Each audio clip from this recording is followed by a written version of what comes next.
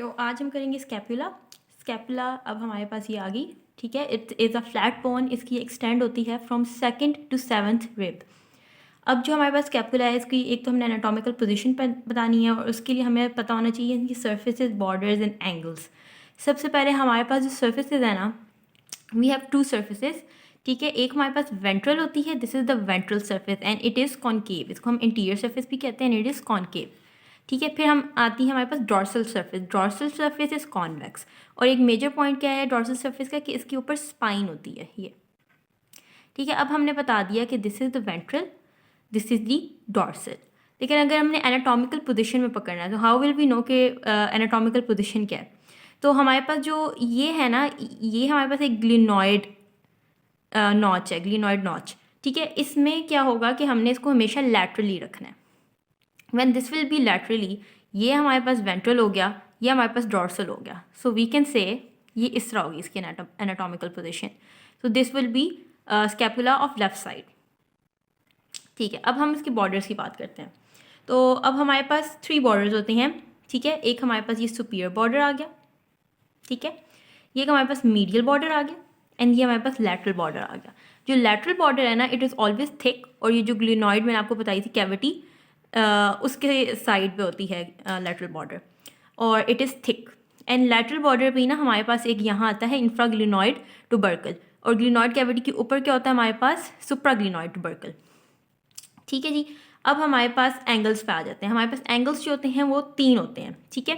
3 में हमारे पास एक सुपीरियर एंगल आ गया, एक इन्फीरियर एंगल आ गया, और ये एक लैटरल आ गया, एंगल आ गया। तो superior, inferior and lateral angles आ गए। Then we have processes, 3 processes हैं। एक तो हमारे पास अगर हम डॉर्सम पे चले जाएं तो ये हमारे पास एक स्पाइन आ गई, इसको हम कहते हैं स्पाइनस प्रोसेस, ठीक है। इसी के आगे अगर हम कह दें तो ये हमारे पास एक्रोमियन प्रोसेस आ गया, ठीक है। और एक्रोमियन प्रोसेस के हम इधर देखें तो ये हमारे पास कोराकॉइड प्रोसेस आ गया। तो दिस इज़ द स्पाइन, आगे ये acromion and this is the coracoid process.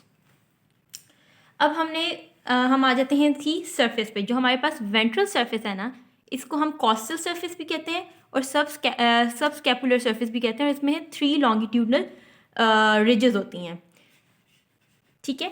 फिर उसके बाद हम अब आ जाते हैं डॉर्सम पे। जो हमारे पास डॉर्सल सरफेस है उसके ऊपर स्पाइन होती है, ठीक है।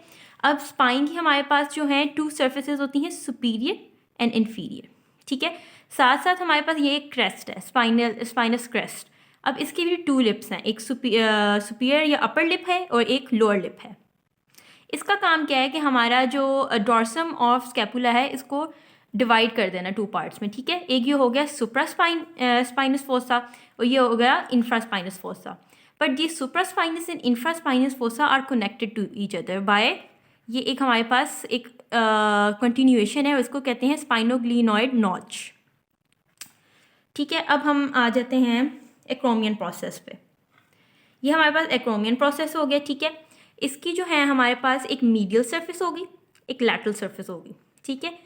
बल्कि बॉर्डर कहेंगे हम इसको, this is the medial border, this is the lateral border.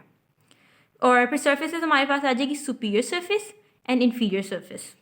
फिर हमारे पास आ जाता है coracoid process. Coracoid process is forward and laterally, और it is also known as crow's peak. So these are the bony features of scapula.